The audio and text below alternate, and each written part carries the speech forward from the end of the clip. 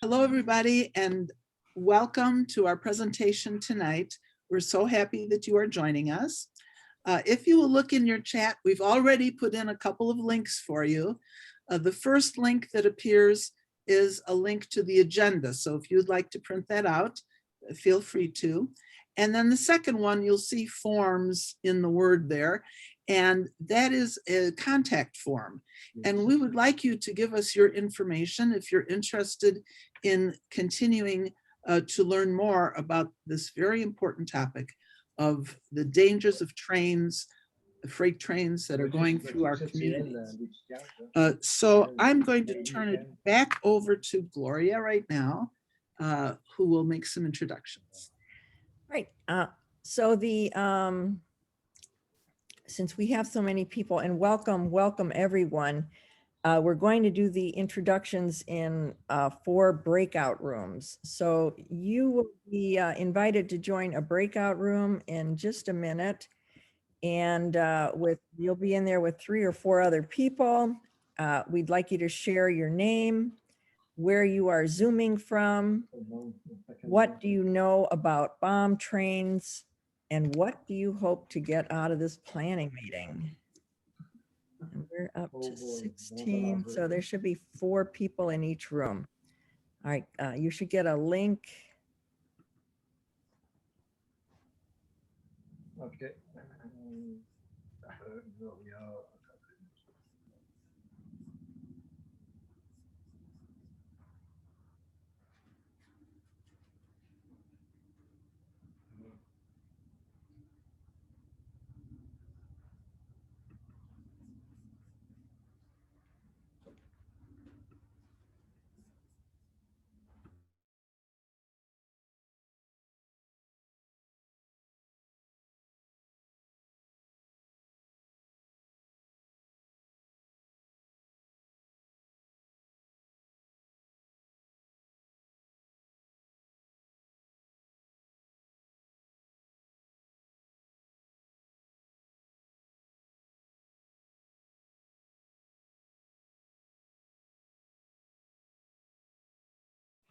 Okay.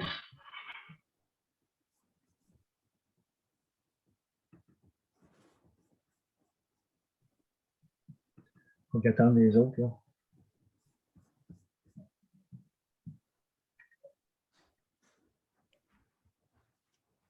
C'est compliqué à la fin, je pense.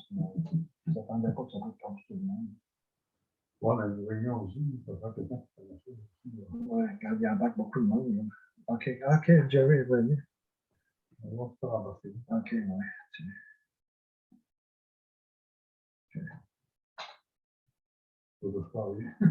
Non, moi je touche pas bien, là, c'est compliqué. Là.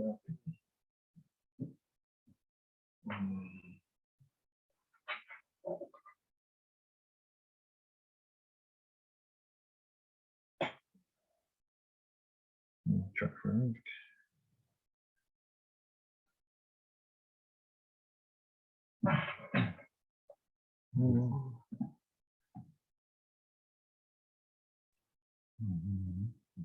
Non, ben là, les microphones, c'est eux autres pour qu'ils. Les autres, ils attendent que tout le monde embarque, je pense. Right, I think everybody's back, Gerri. Yeah, my poll just, I'm sorry, I didn't realize I was muted. My poll disappeared. Are you able to launch it on your end? All right, I've got a button that says launch. Here we go. Thank you.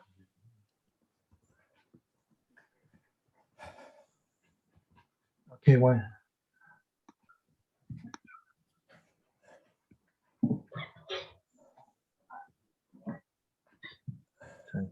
OK, ils veulent qu'on réponde là-dessus.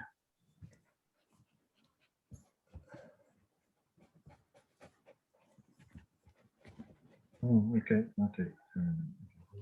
Now you to share the results?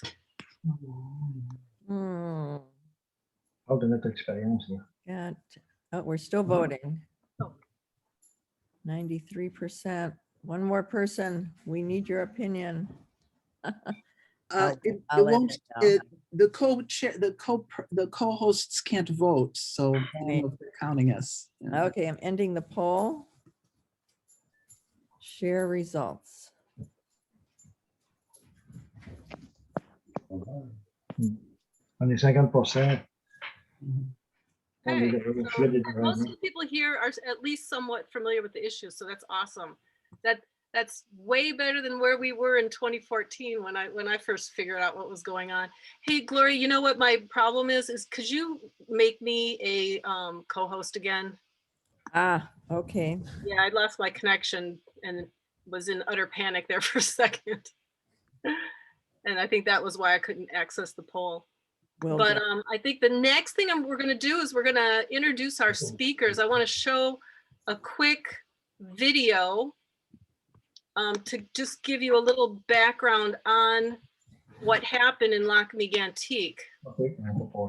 Then we will introduce the speakers. Give me 1 second and I'm going to share the screen.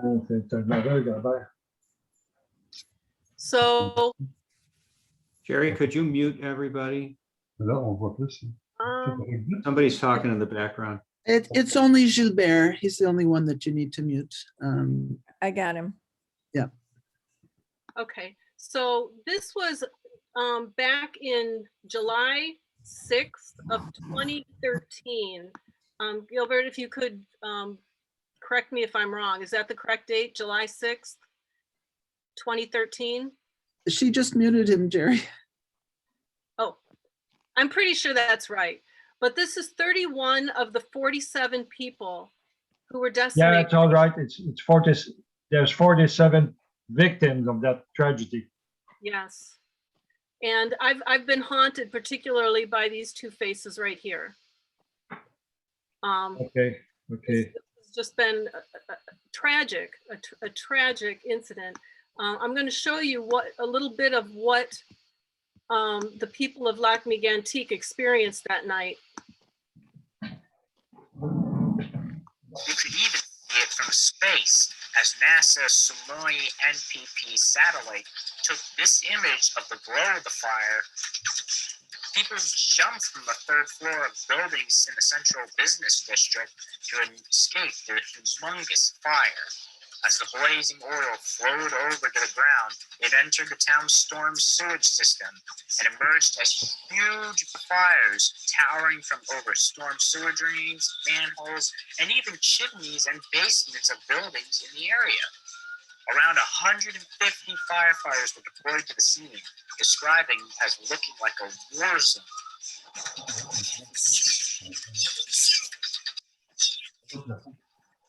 Mais non, ça va, je sais pas. So that was horrific.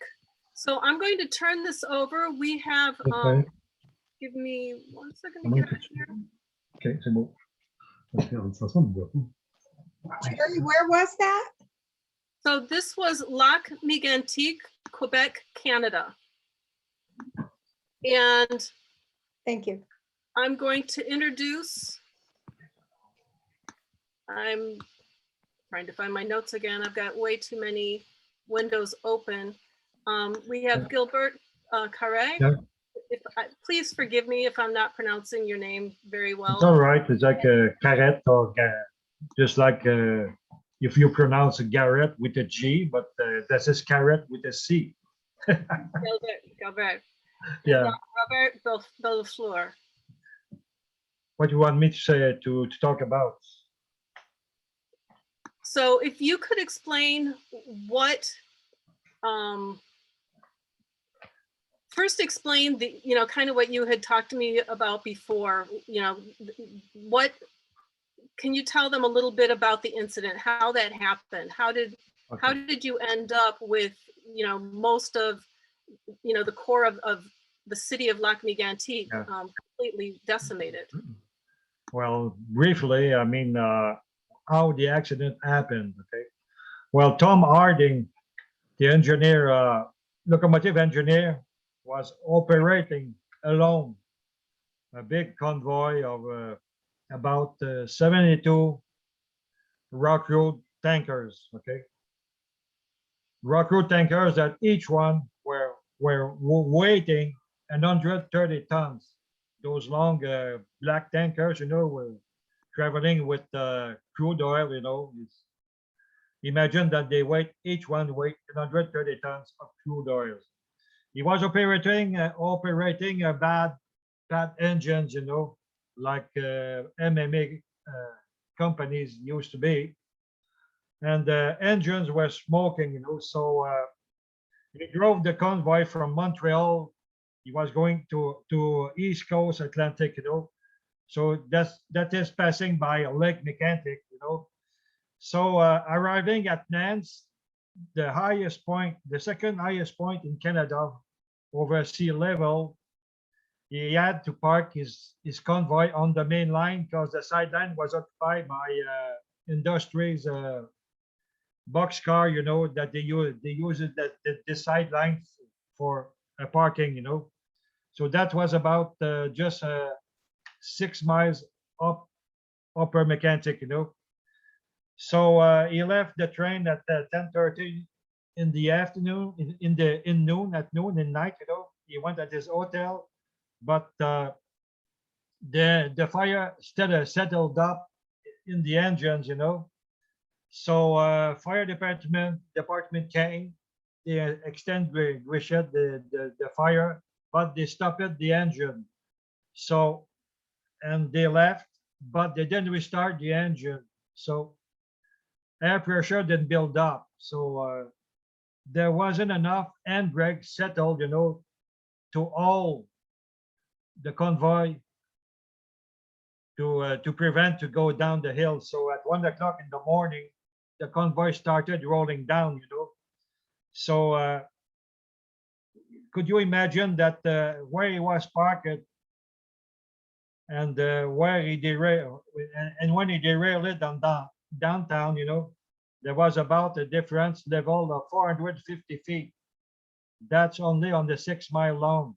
So and the train gaining got faster and faster going down, and for finally crossing our downtown, you know, at about 65 miles an hour in a tight curve behind our main street, behind the buildings that can be take over 10 miles an hour. So the curve was too narrow and too strong, you know. So the engines passed it, you know, and some boxcar passed it, but the tankers didn't pass. So it started derailing, you know, and piling and going through buildings and going through this bar, you know, where and exploding, you know, and just at the bar, 27 people got killed, and so it started exploding and burning and oil spilling everywhere, you know,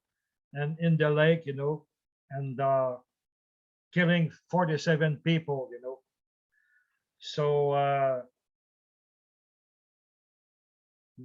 oil spilling was going through everywhere downtown and in the lake, you know. So so you could imagine that the temperature reaching in our downtown went up to 3,000 degrees Fahrenheit, and you could have seen some explosion, you know, that flames reached 1,000 feet in the air.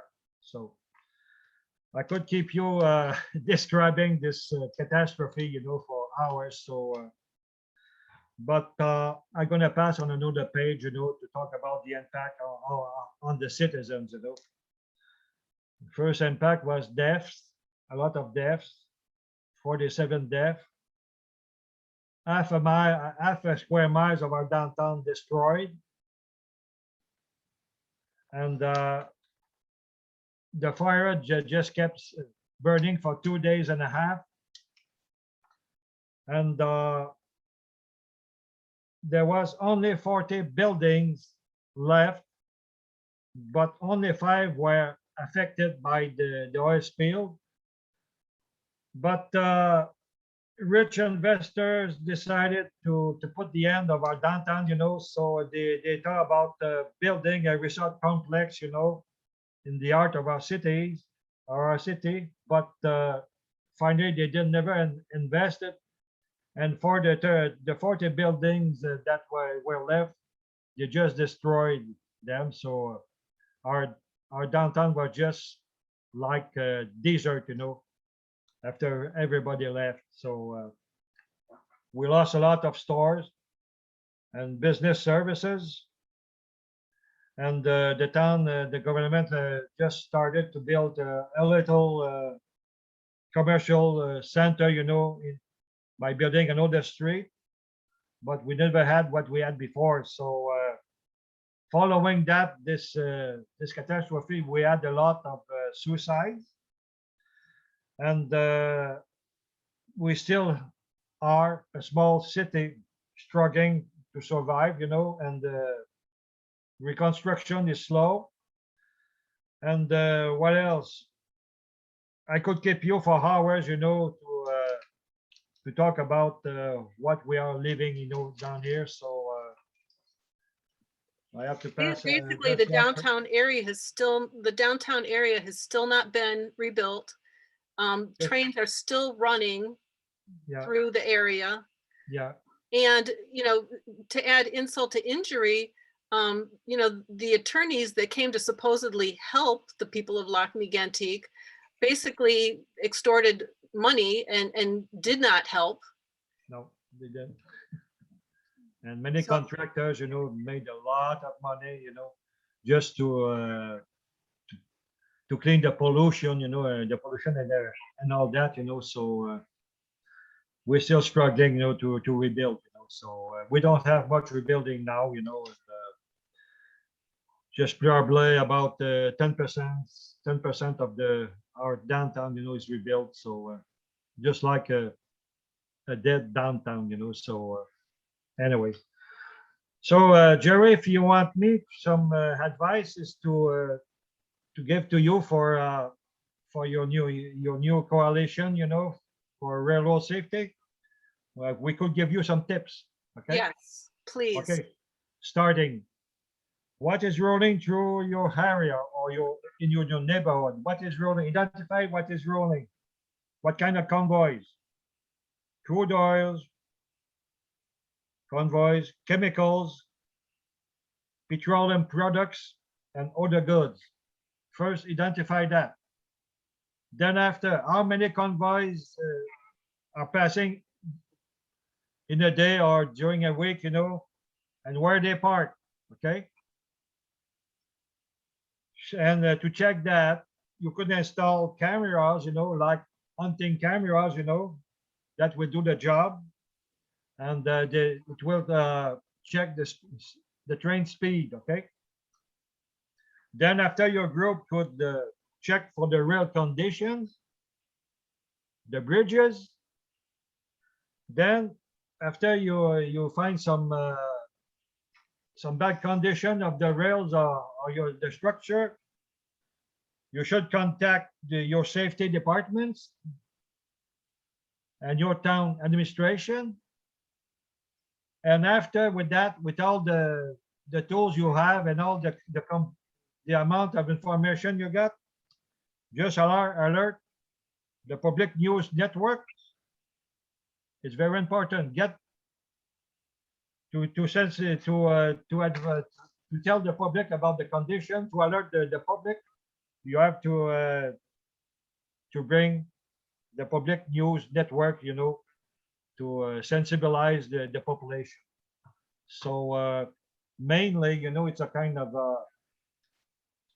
it's a big part, you know, for starting your coalition, you know, and we are open and available to help you and give you some advices. So we're naming our coalition after yours, La Coalition. Okay. I need to learn. You're going to Okay, have to help me. I tell you, you want me to tell it in French, and after that I transfer you in English. Okay, translate you. Okay. Yes, I was just going to ask you to La please coalition La Coalition. of la coalition des citoyens et organismes engagés pour la sécurité du rail.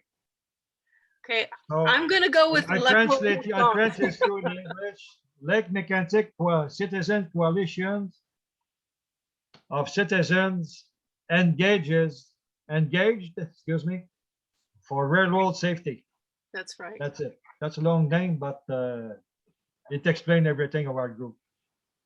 Yes, and even today, every single day Bruce Campbell had told me every single day you are having to continue inspecting your own tracks. Yeah. We have cameras, installed by in the woods, by the railroads, and we count all the convoys passing through during a day, and let me tell you that companies are not very in a hurry, to improve their rail conditions. Bad to say, but that's it. And they were supposed to reroute around Lac-Mégantic, yes? Yeah, but our contour lane, is not started yet. They're supposed to build a contour lane, and it's not. They didn't start yet. It's not started. So this happened in 2013, and we are now in 2021, and they were supposed to start this spring, and we don't see if they're going to start in the next 2 years. We don't see. yeah, so We're just hoping.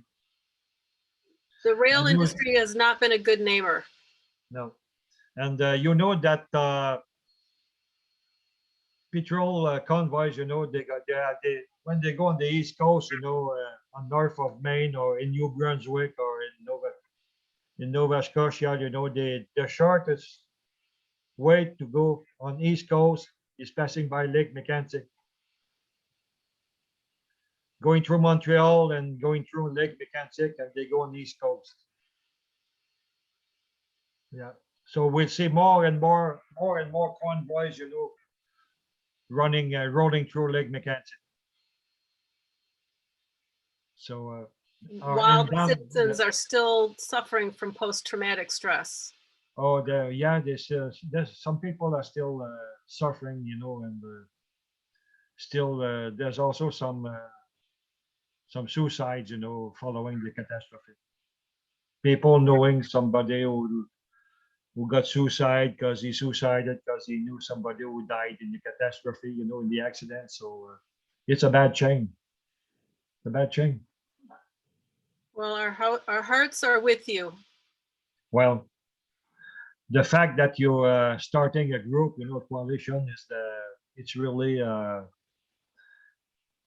warming our heart, and it's a kind of motivation for us, a great motivation. So you could be assured that we'll keep in contact with you, and just like as Bruce Campbell going to tell you, and I have a few other names, to transfer to you if you want. So we have some other friends in the around Washington and in New Jersey. So it's going to be some good contacts for you. Does anybody want to ask any questions? Yeah. Rosemary. Yes, Rosemary. Bonjour, Gilbert. There must be people who were burned but not killed. So you must have a lot of injured people in addition. Fortunately, let me tell you, fortunately, there were nobody hurt. It was just deaf people following the accident, They all burned. Some people that just died instant, really on the impact, and in the flames, but it happened really, really fast. And what about the lake? You said that that the cars went into the lake. So is the lake ruined? We're sitting by the lake. The Lac-Mégantic is by the lake. And let me tell you that you're talking about people dying. So let me tell you that some people, they were at the terrace around the bar, by the door. And when the accident happened, they saw tankers going through the bar because the rail was just passing about 75 feet or more, not more than 100 feet behind the buildings, on Main Street. And let me tell you that just at the impact, I know some people, That is, they told me that they just had the time to run in the street, and the flames were just, the oil and the flaming oil was just leaking, just running after them. You know, you just have the time to escape. And I knew some people, you know, they just ran through the downtown, you know, and they jumped into the lake. They just escaped it by the lake in the water. That saved their life. And, Thank you. I know some of the bodies, you know, they just died in the street or in the buildings, you know, in the buildings falling, you know. And about talking about the suicides, you know, there was a young firefighter, you know. He discovered the body of a former girlfriend, you know, half burned in the street, you know. So he didn't take it. So he committed suicide a few weeks after. Yeah, it's a kind of hard story I could keep you talking about. So bad souvenirs. I know it's got to be very difficult to, I mean, how many times have you rehashed this? And it's like, I can't imagine. I think that the best thing to recover, you know, is to get our downtown rebuilt completely, and everything rebuilt, and stores, restaurant, bars, and hotels. And it's a small town, you know, but it's a so lovely downtown we had. So our downtown was with a park touching the lake, excuse me, touching the lake. So anyways, just a gorgeous place, you know. We all live all around Mégantic is the main border, you know. We all belted by mountains. It's such a great place, you know. It's such a, all we share around Mégantic, the lake is mountains, American mountains, you know, the boundary, and it's nice. It's great. I think it's after the Rockies, you know, it's the nicest place in North America. Chuck, do you have a question? Yeah, regarding the rebuilding and all of the other financial impacts, is the railroad company and the insurance company, how is all of that getting sorted out? And it would seem that there should be substantial amount of money to rebuild the downtown. Obviously, there was compensation to the victims, but as far as the rebuilding, isn't there a substantial amount of money to make that happen? Is the insurance company paying? Who's taking the financial responsibility? A big part from the insurance company, they paid it for the reconstruct the damages, you know, but they claim it back to the company, you know, and to get for the compensation, you know. And but the CP companies, the main company who was dealing for the oil transporting, it was the Canadian Pacific, you know. And they paid a few $100 million, you know, but still our government, you know, like the federal and the provincial government paid a lot of money to help people rebuilding, trying to rebuild the town, you know, and pay for the damages to the private, you know. So it will never be enough money to rebuild our downtown. There's another sue, you know, there's another action, you know, against Canadian Pacific, you know. It's still waiting, you know, to go in trial. It's about a few, I mean, around $200 million, you know. We are waiting if it's going to be accepted in court, you know, for a trial. So another thing waiting. Yeah, I remember that the insurance amount that they had was not enough to pay for the damages. I see it, there was 200 million that was to be distributed in settlement funds to the victims' families. Yeah, But it doesn't say anything about the, to rebuild. not much, still, there's some money for, but if you figure out all the amount for the claimant, you know, I think that quoi, ça coûte à peu près 1 milliard, ça coûte? L'accident, jusqu'à 2 milliards. Ouais. 325 000, yeah, it's close to, it's close to $500 million, you know, the damages, you know, for the accident. Close to $500 million. It's a great thing. A lot of damages. Gloria?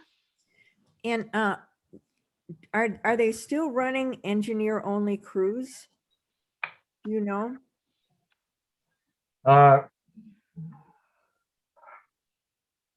Ici, tu rentres à 2 engins, une poursuite avec deux opérateurs. Oui. Well, since the accident, you know, they put it a second driver, you know, on the convoy, you know. They came back with a second driver, you know. But Rockwood Oil are coming back too. So since last year, you know, 2 years ago, they began to convoy crude oil, you know, for the Irving Company down in New Brunswick and north of Maine. So, Robin, I saw your hand was up. Yes, I was just wondering, so you're still tracking and counting the convoys, and you've said that there's even more trains than before coming through. So is anyone even listening or taking your information and acting on it?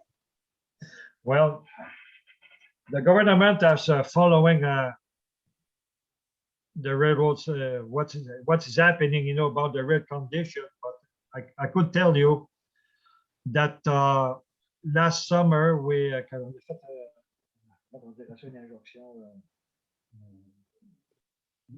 ouais, qu'est-ce qu'on a fait l'été passé? Like we launched in a kind of a warning, you know, to the company, you know, to repair the rails, you know. Because when you just talking about you could pull a nail from the wood tie, you know, it explained a lot of about what's the condition of the rail, you know, when you could pull the nails off, you know, with your hand, you know, and you could see some ties, you know, just like rotten, you know, completely rotten, you know, rails, narrow rails and thin rails. And when we sent them a warning last summer, you know, they came. Oh God, there was a lot of companies engineer here, you know, to check what's going on. So they sent a lot of people to repair the rail, but they didn't repair it completely, you know, and it was just to raise the speed, you know, of the train, okay?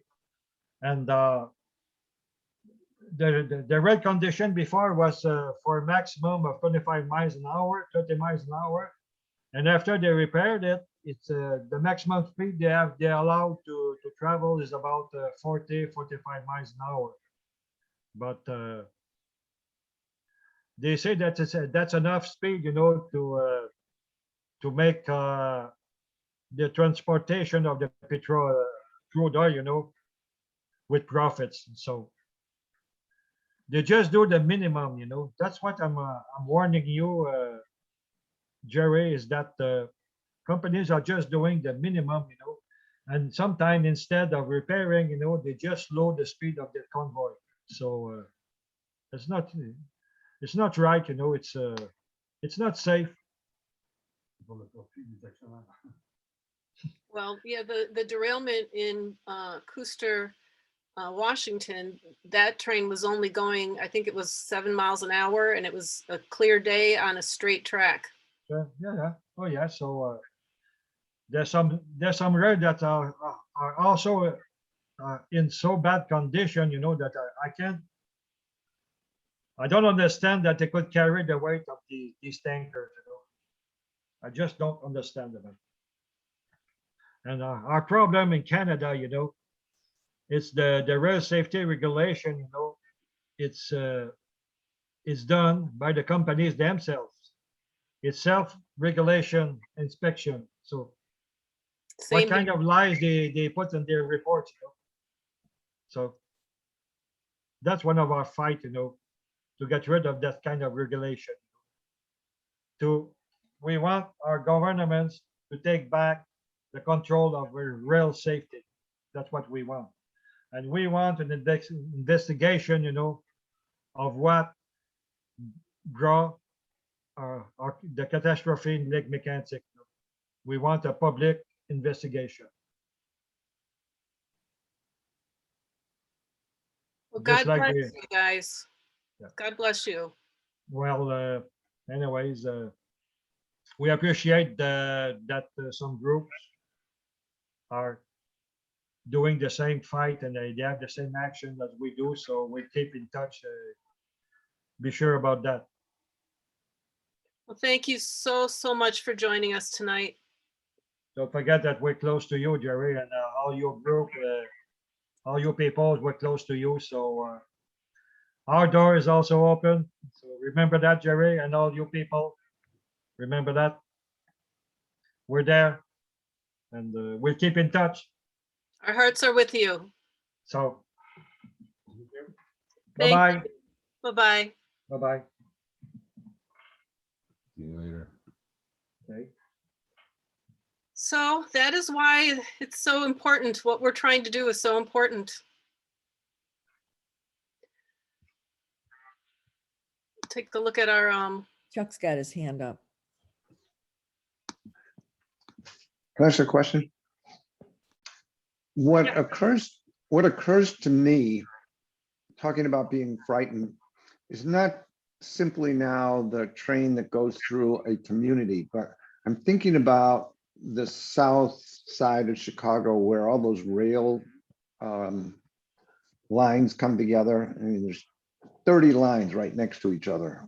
You know, when you see those big rail yards, I would imagine that there are several of these bomb trains in the same, at some point, some of them there together. I mean, I don't know that we even know that. And that the risk of one of them starting on fire and spreading to the other ones seems like it would be exponentially worse than just this one single one. And God knows what other kinds of material items could be in some of the trains that maybe even aren't flammable, but are toxic. well, right. Yeah. And it's just not the crude oil. Mark Burrows makes the point that even if we kept all the crude oil in the ground, we'd still be dealing with, you know, anhydrous ammonia, chlorine, you know, a milieu of other types of very hazardous chemicals. And the derailment in East Chicago, I was going to try to find a slide on that real quick. Maybe I can show it to you later when I can kind of sift through my slides. But where that derailed, and you never heard anything about this on the news, but one of the engineers that we've been working with, Shelley Burke in Chicago, she actually went and saw where that derailment was. And I you know, used Google Earth to kind of scan the area, because they did talk about a pipeline. They never showed anything, but I'm thinking, where is that pipeline going? So when I took a closer look, where that train derailed was right near a petroleum storage facility. You know, and when you pan it out, it wasn't just one storage facility, it was a whole bunch of them. I mean, the potential of that derailment would have made Lac-Mégantic look like peanuts. So, you know, we need to take a look at areas like that. And, you know, Rosemary had made a really good point, you know, about emergency preparedness. Emergency preparedness is something we need to do in terms of, you know, what can we do to raise awareness? What can we do to protect ourselves? But it is not even a Band-Aid. This will never be safe. The Washington derailment pretty much, it just seals the deal. Because they'll talk about the safer tankers, they'll talk about, pressure cars, they'll talk about, more engineers, but it was a perfect day, perfect weather, straight tracks, new tank cars, 7 miles an hour. It derailed, it caught fire, and it exploded. And, we've got kids in schools right next to this. We've got parents who don't know that their children could be at risk. And waiting until after a catastrophe is not the time for them to learn. That's immoral, I think. So where are we on our agenda? I think you were going to talk about the campaign plan. Diane is up.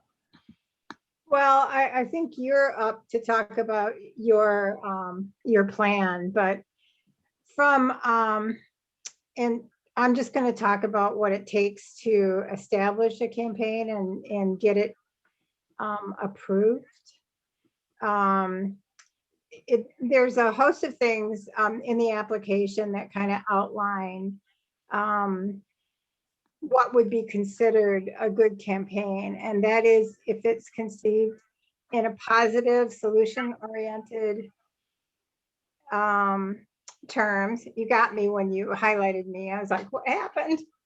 That we will make a significant difference in measurable real world outcomes. We can actively appeal to the membership and to the public, and we will help build chapter capacity and members and leaders. So we'll be adding people to our chapter, and has significant existing potential volunteer recruitment, organizing capacity, and activism.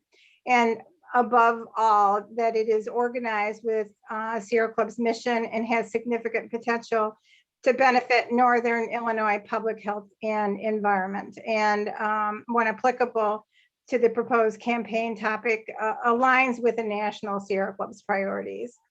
And, once we've gotten through our research, which I know Gerri's done a ton of this already, she's been at this for a long time, but you've identified your what kind of problematic areas that we have. And we have some identified mitigation opportunities or risk mitigation opportunities.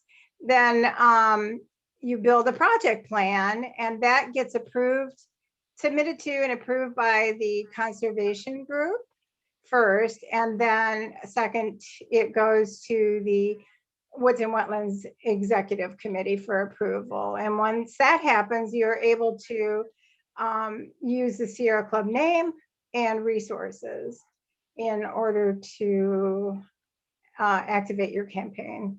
So that's about nuts and bolts it. Is there any questions about that? Yeah, so that's just the process that we're going through. This is not an official campaign yet, Right.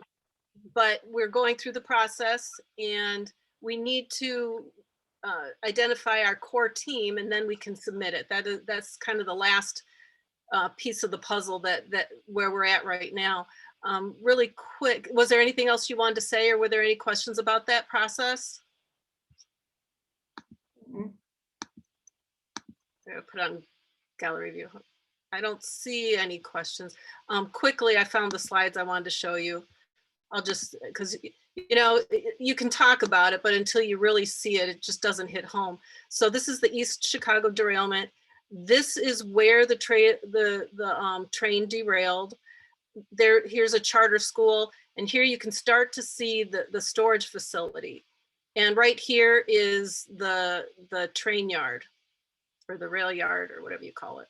So now if I scan out a little bit, this is right, this is the area you were just looking at. Look at that field right there.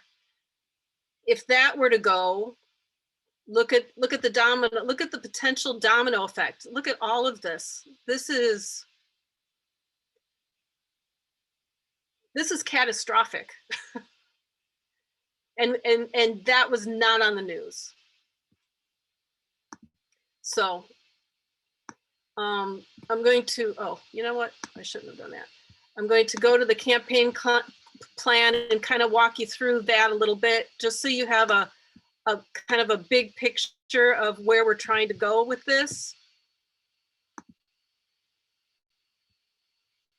So we've got 2 goals identified, and this is a work in progress. This is not, you know, we don't have the finite details of our plan, although kind of looks like we do because it's pretty comprehensive. But we're still just, this isn't a campaign that's going to be a one and done deal. This is one that, you know, I would love people to dig in for the long haul. But I know things happen. It might be things where, you know, we have rotations of people coming in all the time. I'm in it for the long haul, and I'm hoping, you know, once you've seen the potential of what could happen and listen to the people who suffered through a worst case scenario, I'm hoping some others here will dig in with me. Our first goal, let me try to make this bigger. Thanks. Oh, was that what you're gonna say? Is that good? Can you guys see that? Pretty good. So to mitigate and protect water, and please just stop me. I can't see everybody, so I don't know if anybody could, Rosemary or Gloria or Diane, if you could kind of watch for questions, feel free to stop me. I know we're kind of coming up on time, so I'm going to kind of go through this quickly. I'm not going to go through all of it. I'm going to give you an overview. What time does this usually go to? I think you'd want to end for sure by 8:30. Okay, Maybe yeah, we could, definitely can do that. All right, so goal 1, to mitigate and protect air, water, and land and communities in Lake and Northern Cook counties, and hopefully eventually we'll expand out from the negative impact of hazardous materials transported by rail. Goal 2, to protect children and staff at schools and other public facilities located within hazardous proximity to rail corridors where toxic and explosive materials are transported and stored. We are looking at a multi-pronged approach that involves local government, state government, and federal government. The 2 target areas that we're going to start with will be federal government trying to get high hazard flammable trains included in legislation that protects the public's right to know. And then from a local level, we're going to work with local emergency planning committees on emergency preparedness. And the third thing that we're going to focus on is raising public awareness, you know, kind of doing a little surveillance of the area, target the areas that are at risk, and looking for safety issues that we can use in social media campaigns and events. So local government, I'm not going to go through every little thing or we'll be here all night. But those of you who are interested in joining the core team, I can share this document with you so that you can go over it in a little more detail. There's all kinds of legislation that we're going to be looking at the federal level. This is the key legislation in terms of the public's right to know. It's the Emergency Planning and Community Right to Know Act, Title III. It's part of the Superfund Amendments and Reauthorization Act of 1986. It's also known as SARA. The third part of SARA is called Title I, the Emergency Planning and Community Right to Know Act. This legislation ensures the public's right to obtain information about toxic releases from facilities in their own communities. So here it talks about facilities. We want high hazard flammable trains to be included in this. As the public and its congressional representatives became more aware of the increasing use of hazardous materials and the corresponding increase in the number of accidents, pressure grew for better information at the local level. The single incident that triggered this legislation was in Bhopal, India, where there was a release of methyl, I can't pronounce that, isocanate. Rosemary, you're really good at pronouncing things. Maybe you can jump in here. See, I was typing a welcome to Dr. Laura. What do you want me to say here? Where are we? Hi, Dr. Laura. I saw some other names here that I saw. I saw Mark. Methyl isocyanate. Yes, thank you. Sure. Yes, So that sounds like cyanide in there. Yeah, it killed 1,700 people in India. Oh, in India. Oh, I remember that. In Bhopal, yeah. Yes. And currently there are 3 pieces of legislation that are in committee right now that they've been introduced that we need to pressure legislators to pass. There's 2 that call for a minimum size crew. And then, so this is the Senate, this is the House version. And then there's another one to reduce the vapor pressure, which reduces the volatility.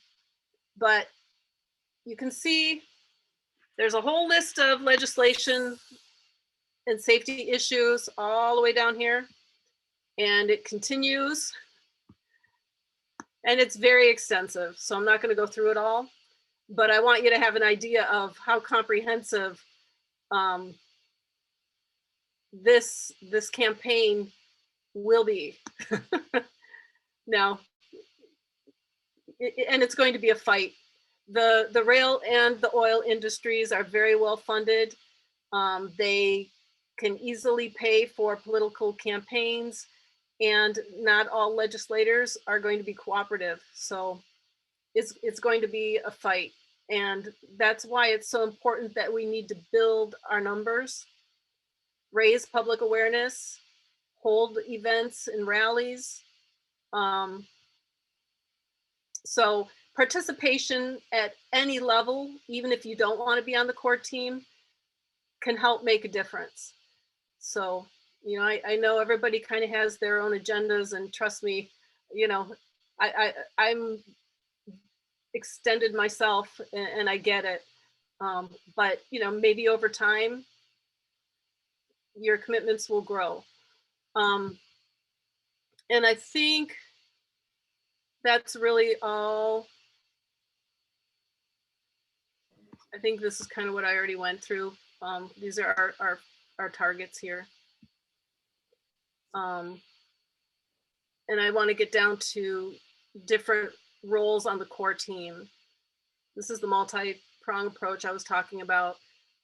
Local emergency preparedness, organizing and gaining legislator support, and monitoring, introducing and moving legislation.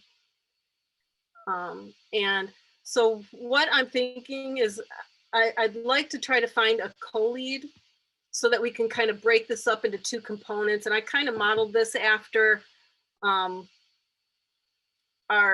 state and well, FEMA. I'm kind of going off of the FEMA model with planning and operations. So I was thinking, you know, we need like an operations issue expert mentor. That's kind of what I'm planning on doing. I'm looking for a resource manager and somebody who can kind of oversee the planning portion. In blue is what the planning would consist of. Recruitment and training, a liaison officer to build coalition partners. We don't need this right now. Well, maybe for grants, finance grants and fundraising director, and media. I'm kind of hoping Gloria will sign on for that. Under operations, we need federal oversight.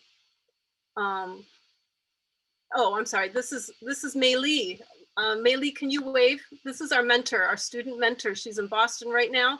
She's going to be helping as a student, learning more about legislation. She's interested particularly in federal legislation, so I'm so excited to have her with us. She's awesome. We're going to need a campaign organizer, a local research and planning director, state and federal, so that we can have each one of these people kind of targeting those particular levels of government. And then these people will be working with the planning people as we move forward. So if you know for sure that you definitely would like to do something, I would love it if you'd put it in the chat and we will reach out to you later. If you'd like more time to mull this over, I'm going to put my email in the chat. You've got a question in the chat there. Oh, I need to find my chat. There What it is. activities are included in the local, state, and federal research? What kinds of activities? Yeah. Oh, we got all kinds of activities. Go to, Right, you'll train, right? Is that? huh?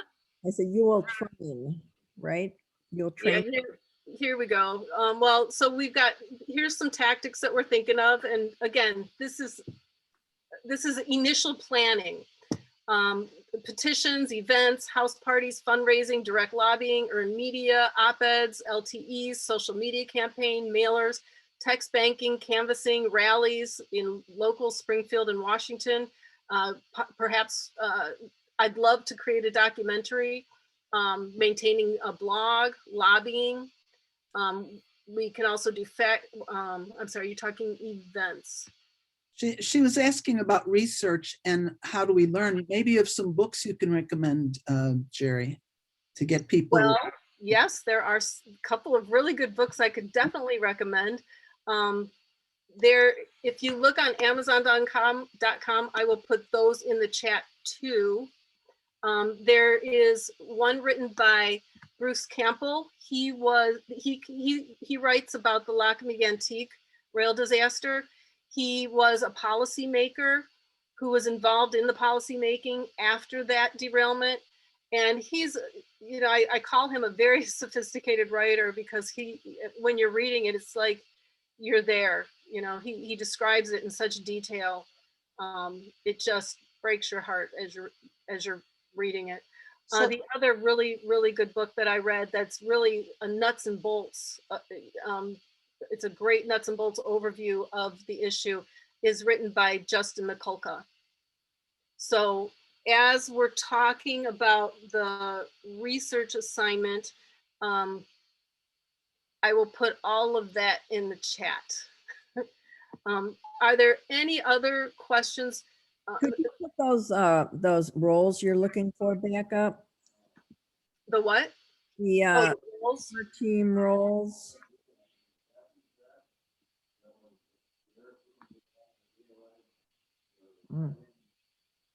This is really slow. Give me 1 second to try to scroll back there. Also, Gerri, while you're doing that, I don't know if you've already answered this, but I believe Dr. Laura put in the chat, has the Right to Know bill been written and do we have a sponsor?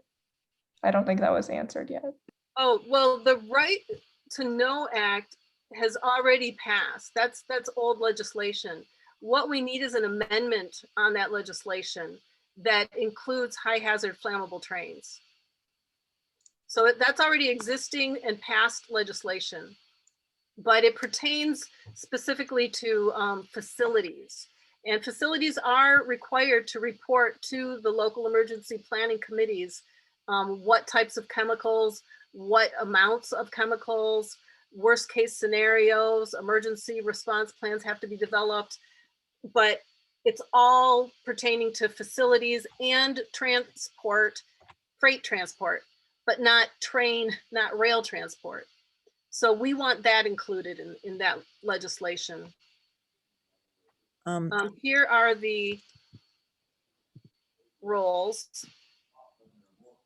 The green is operations, the blue is planning oriented. If anybody wanted to help me with media, I would be happy to have a team of 2 or 3 people to do social media and press releases and whatnot. Is anybody willing to sign up for that? I can train.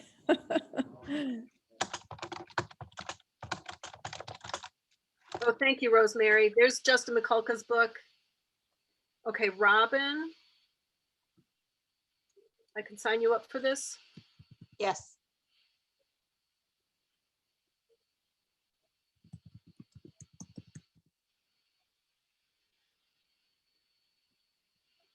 Anybody else like to do that? Is anybody interested in being a co-lead?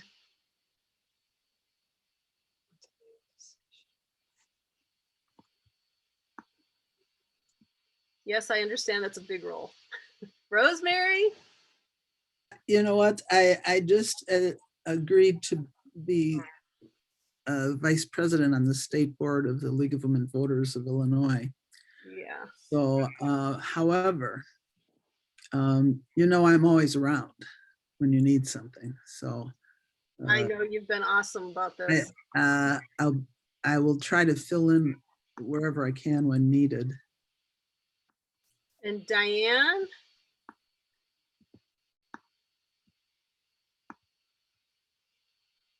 I think she might have left a bit earlier. We had a 8 o'clock meeting. Okay. Anybody interested in recruitment? Trying to identify our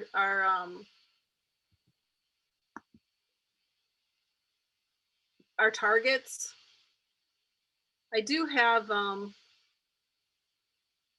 Are you recruiting team members or let me what? go to the document. I think one thing that's needed is educating and recruiting local officials, because I think local officials have a stronger voice to our congressmen and senators than individuals do, because they're, you know, just because. Yeah, this one is about recruiting and you know, new members. But I do believe I did have another one there. Mhm. Yeah, I saw it someplace. This one's building coalition partners, and that would include the people that you're talking about. That includes legislators, that includes other organizations. Right. Gerri, I could train for recruitment. I don't, you know, and I could help with recruitment, but I couldn't be the recruitment person.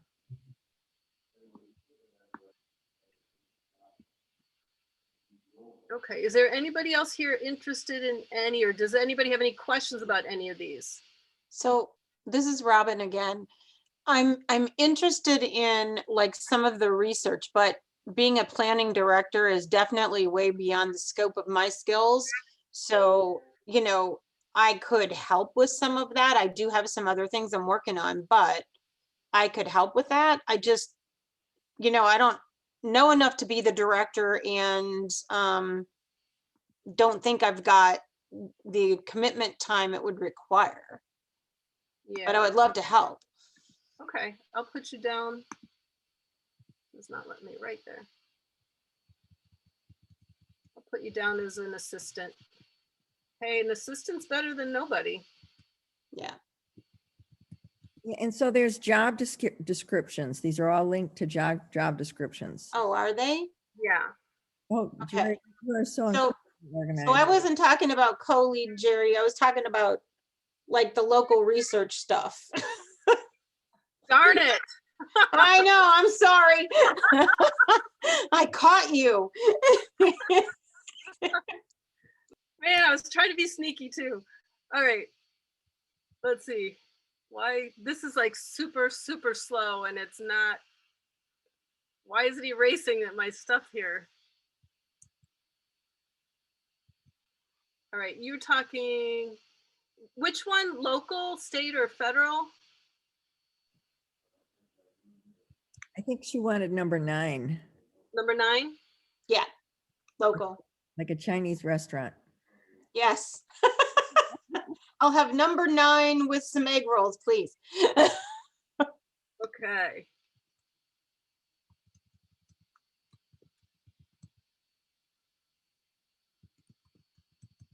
All right. Well, hey.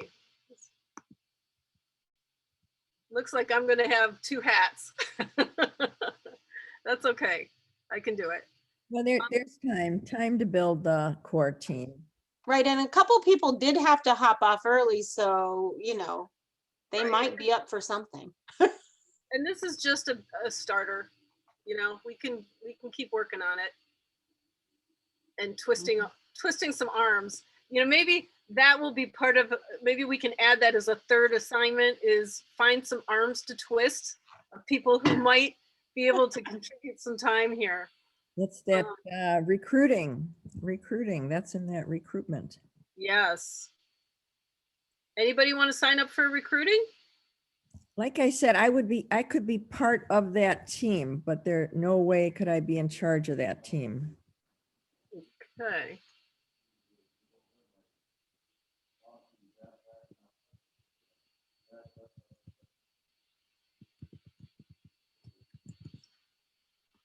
And then Gerri, I guess I'm the chat moderator at the moment, but Dr. Laura, I believe, had a question about if we're starting a listserv. And I think that would just be in general pretty useful if other people would want to join as well. But they were asking about that. We'll start if you signed up for this meeting, we'll be adding you to a Google listserv. And if you don't want to be on it, when you get your first email follow up from this meeting, just click unsubscribe and you'll be gone. But I think it'll be a great source for networking and yeah, keeping us all in touch.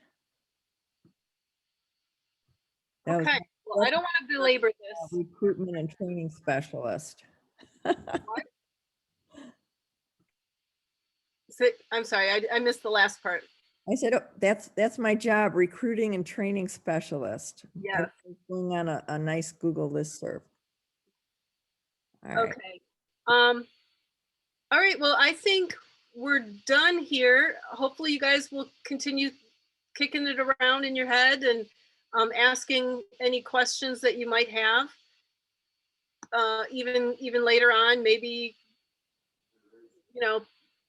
keep us in mind, and even if it's like writing a letter to the editor, even if you're somebody that we can reach out to do some smaller types of things, let us know, because we're going to need all the help we can get. This is not little. It's a little overwhelming. I think we have a research assignment and planning the next meeting still on the agenda. Yes. So I'm going to turn that over to you. I'm going to stop share and then you can jump in there. We're asking everybody to do just a little research assignment for homework. And I'll bring it up on my screen here. So just to help build our information knowledge of where are these trains passing through. No, I got the wrong one. Research assignment, ta-da.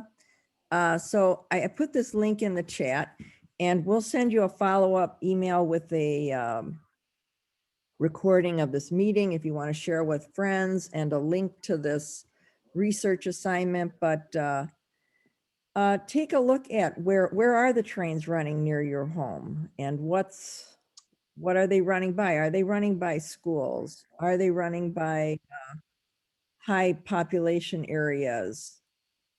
And you can record your stuff in this form and help us. What? I was just going to say, Gloria, so is there, how would we, I know, Gerri, at one point you showed a map of kind of our area, but how would we know exactly which lines are carrying this stuff? Or is it any freight line around us? If you see a railroad track, oil trains are on it. Okay. And if you, could you put that back on a second, Gloria? I just want to show you there's a website there that will help you. Like if you put in your address and then scan out. Right. So see where it says blast zone? Yes, I did that. But, I'm not sure how to expand it far enough, or just start putting in other zip codes. Um, I'll put Well- it in just for fun.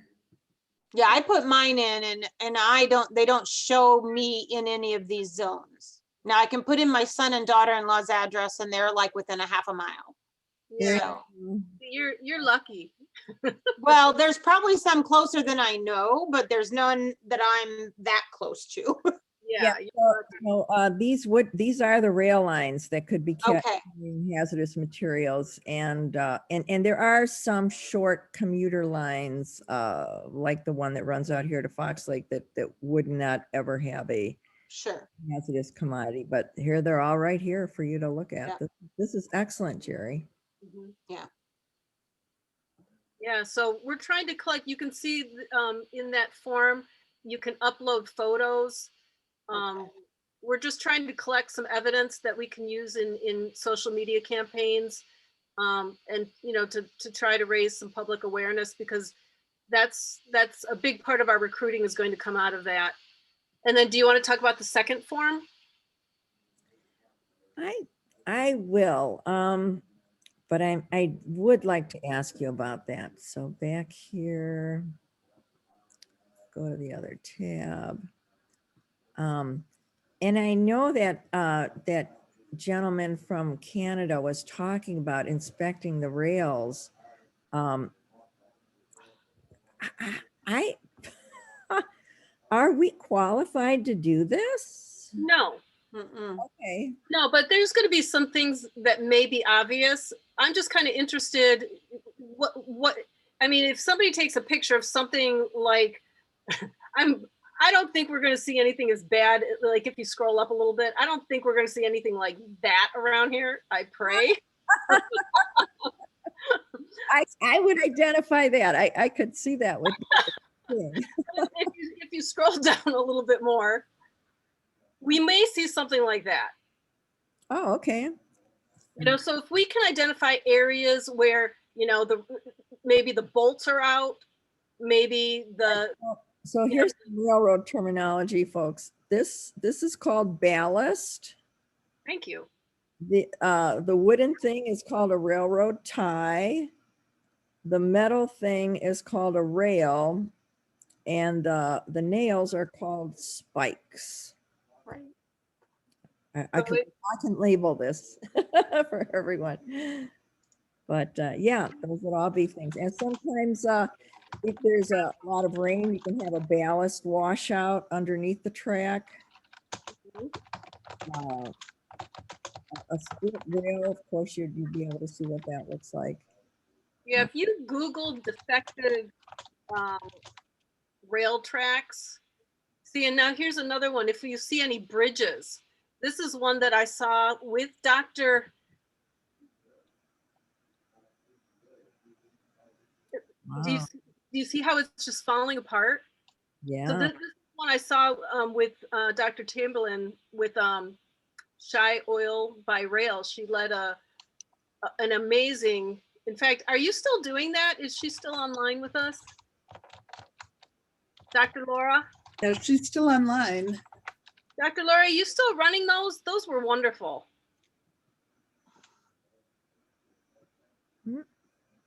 I want to respond to Pat talking about getting so close. We're close to the rails all the time. When you stand on the metro station platform, you're right next to the rails. Just look down at them and see what you can see from there. I was in my car on Everett going east into Lake Forest, and the gate was down. And so I was there staring. I was the first car in line. And so I was staring at the train as it was going over the street, so there's ballast. And then when the street comes, there's a shift from the rock ballast, and then the rails go over the street, the asphalt, and then they go back on ballast. And so I was just sitting there staring at it as it went over, as each car went over. And I thought, I didn't know it was ballast. I was just saying, oh, those rocks. And I thought, you know what, those rocks look like they're not that solid. There seems to be an instability as it made that shift from where there were rocks to where it was asphalt and then back to where it was rocks again.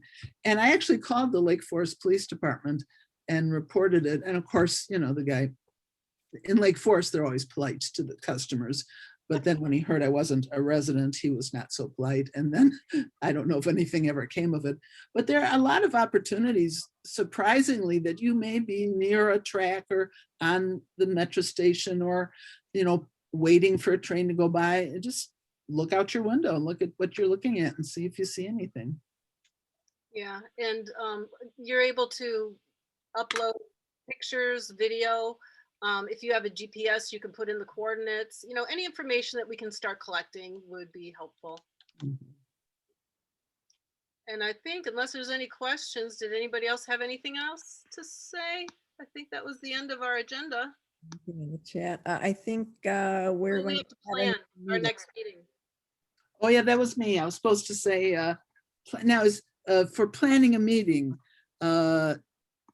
determine a date. So this is a Wednesday evening.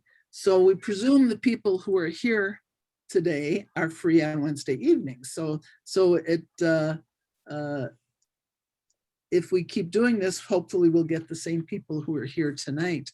How about Gerri and Gloria, what's the time frame for getting the campaign accepted as a Sierra Club campaign? Because that takes a little bit of time. It depends on when it's submitted to Concom and how quickly Concom passes it, and then it has, so it could be done in under 2 months if everything was good. Well, my suggestion, you know, I think the world of those guys from the Railroad Workers United who are trying to make the public aware of these dangers, because their members are dying. I get their newsletter. Every single issue, some rail worker has died. So safety issues, not only for the public, but also for the workers. There are so many lacking things. I think he would make a really good program, Gerri, and Mark? invite him next time, Mark Burrows. We can get Mark and then And Shelley, Mark and Shelley, yeah. And I'd also spoke with somebody on from the Lake County Emergency Management yeah. Agency. That would be good He too. can't make a Wednesday. He Oh, has okay. meetings on Wednesdays, but he said he'd be more than happy to come and talk and explain what they do. Okay, yeah, Robin, ComCom is the third Wednesday. So here we are, this is the first Wednesday. I would suggest that the plastics team with the Sierra Club, they meet on the first Tuesday. So Mhm. for people who are trying to do both, this would be pretty rough to be the first Tuesday plastic, first Wednesday. Right. Maybe. Water team is the second Wednesday. Okay. ComCom is the third Wednesday. How about a Thursday? How about a Thursday? How's everybody here? There's a lot of water stuff always on Thursdays. The Illinois water team, the Squaw water team. Okay, how about, let's go look at Tuesdays. How are Tuesdays? Tuesdays are not great for me. It depends on which one, because I'm going to have meetings at College of Lake County, and I've got our union meetings too on Tuesday. How about the fourth Wednesday? As long, you know, maybe Wednesday is Sierra night. Fourth Wednesday is the clean air team. Oh, it's the clean air team. Okay, well, it is Sierra night. This is the night, the first Wednesday. You know what? Maybe, is that one of the questions? Maybe that should be one of the questions on the contact form. Or once you get the list, you know, send out a doodle poll and see what works for people. The doodle poll to as part of the follow-up mailing. As part of the follow-up, yeah. That would And be. then see what works out, what is good for people, you know, in general. Can you do a doodle poll with just like days of the month instead of specific days? And if not, you could just do a hand, you can do a hand poll, you know. There's also the site When to Meet, which does have more general guidelines for just days as opposed to days of the month. Yeah, okay, good. Is that When to meet. Thanks, when Nate. to meet? Is that different than doodle? That's the similar idea? Oh, Ah. there it is, when to meet. Pretty similar. It looks different, but it's Uh-huh. similar. I use that more because of Ah, the specificity. Here's our first job for our mentee. She can do the when to meet poll. Yes. There we go. Maybe if you're willing, maybe, and you could circulate, first with, some of the core team and get their dates, and then you'd have enough to do a when to meet poll. All right, cool. All right. Well, are we done, Jerry? I think. Very fantastic job getting Gilbert. That it was so interesting. It just heartrending. Yes. That, yes, I agree. What a story to hear. How wonderful, Jerry, to get that guest speaker. Wow. We had some outstanding speakers on this topic. Yeah. I need to send him something. I got to figure out, I got to get his address. Mhm. Send him something. I don't know what, but Well, Jerry, thank you for taking the lead, and Gloria for helping her out with this. That's really a big job. So I thank you. Recording here.